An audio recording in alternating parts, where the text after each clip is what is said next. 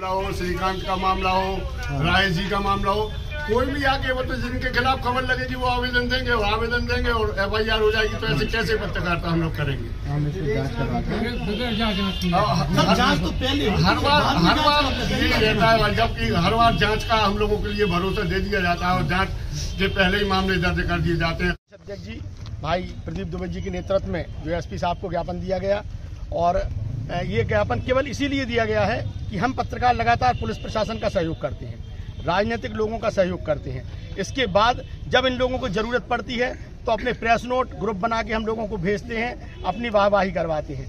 लेकिन जब हम लोगों की बारी आती है, अगर हम लोगों के खिलाफ कोई FIR दर्ज कराने आता है तो तत्काल बिना किसी जांच की FIR दर्ज कर ली जाती है। ये सब बहुत दिनों से चल रहा है और सागर जिले में सबसे ज्यादा चल रहा है। सागर जिले में 3 मंत्री हैं और हमें लगता है कहीं ना कहीं राजनीतिक दबाव में भी ये प्रकरण दर्ज किए जाते हैं। जो पुलिस प्रकरण दर्ज किए जा रहे हैं, राजनीतिक संरक्षण पत्रकारों के लिए प्राप्त नहीं हो रहा है। इसका सीधा कारण ये है कि सागर जिले की पत्रकारिता ईमानदारी की पत्रकारिता है। सागर जिले में जितने भी पत्रकार हैं वो ईमानदार पत्रकार हैं और ईमानदारी को हमेशा बेईमानी से ही दबाया जाता रहता है। मैं इस बात से मैं कोई गुरेज नहीं करूंगा कि राजनीतिक हमेशा बेईमान होते हैं, वे पत्रकारों को बरगलाते हैं, पत्रकारों में फूट डालते हैं और उसके बाद अन्य पत्रकारों को अपने साथ में लेकर कुछ सच्चे और अच्छे पत्रकारों के खिलाफ इस तरीके की हरकतें करवाते हैं। मैं उन्हें एक बार फिर चेतावनी देना चाहता हूं कि वे सुधर जाएं। अगर वे नहीं सुधरेंगे तो 10 महीने बाद जो चुनाव आने वाले हैं उनमें हम उन्हें सुधार देंगे।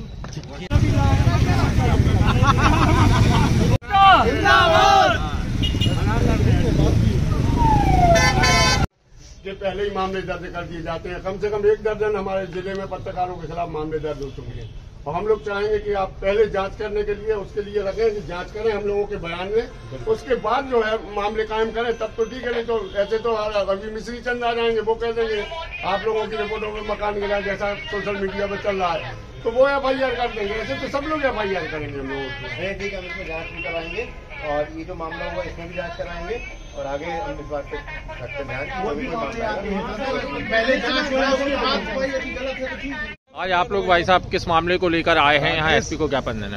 ऑल इंडिया पत्रकार कल्याण महासंघ पत्रकारों के हितों में सदैव कार्य करता है और सदैव संघर्ष करता है। पत्रकारों के खिलाफ जिस तरीके से पूरे जिले में, पूरे प्रदेश में मामले कायम हो रहे हैं, उसको लेकर संगठन की चिंता थी और संगठन ने इस मामले में जो है निर्णय लिया कि नए साल के पहले दिन जो है पुलिस प्रशासन और मध्य प्रदेश शासन तक ये संदेश भेजा जाए कि पत्रकारों के खिलाफ अगर झूठे मामले दर्ज होंगे तो न केवल हम ज्ञापन देंगे बल्कि हम सड़कों पर उतरकर आंदोलन करने के लिए भी बाध्य होंगे। हमारी जो व्यवस्था है उसके अनुसार हमारे पत्रकार साथियों के हितों का संरक्षण होना है। अगर हितों का संरक्षण नहीं होगा और अगर इस तरीके से झूठे मामले, चाहे वो श्रीकांत त्रिपाठी का मामला हो, गजेंद्र का मामला हो, शिवम तिवारी का मामला हो, राजेश मिश्रा का मामला या जो भी अन्य, राकेश यादव जी का मामला हो, जो भी पत्रकारों के मामले दर्ज हुए हैं, जिनके खिलाफ भी मामले दर्ज हुए हैं, उन सबके साथ पत्रकार कल्याण महासंघ खड़ा हुआ है। और इस मामले में अभी पुलिस अधीक्षक महोदय ने जो है आश्वासन दिया है कि सारे मामलों की जांच कराई जाएगी, पुनर्विवेचना कराई जाएगी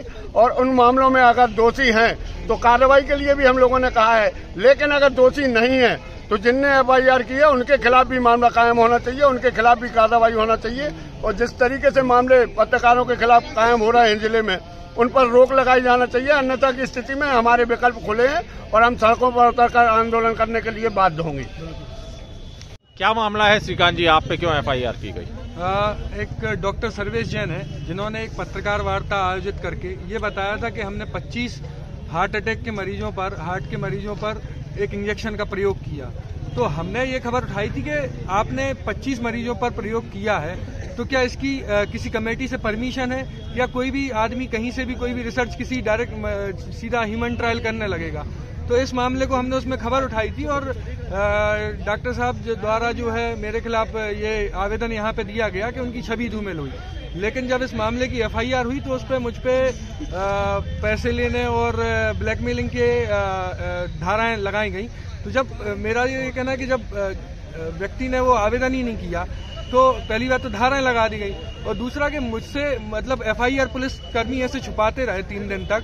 FIR दर्ज होने के 3 दिन बाद हमें पता चला कि मुझ पे FIR हुई है और ना कि मुझे आवेदन का संज्ञान में लाया गया, ना मेरा कोई बयान लिया गया, ना मुझसे कोई पूछताछ की गई और सीधा मामला दर्ज कर दिया गया।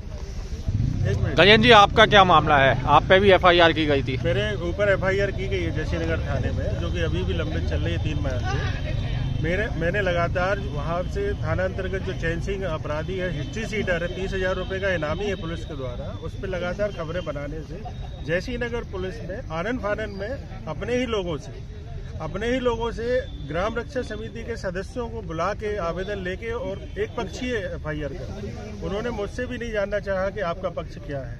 मैंने सिर्फ एक कार्टून बनाया था खबर के साथ, तो कार्टून पत्रकारिता भी होती है, लेकिन कार्टून में ऐसा कुछ नहीं था जिसमें किसी धर्म विशेष की भावनाएं आहत हो, लेकिन उन्होंने उसी धाराओं में और गैर जमानती धाराओं में आनन फानन में FIR कर दी। उसके क्या आप महंगी दवाओं के खर्चे से परेशान हैं? अब इस चिंता से मुक्त हो जाइए। दवाओं के खर्चे में कीजिए 90% तक की बचत दवा इंडिया जेनेरिक फार्मेसी के साथ।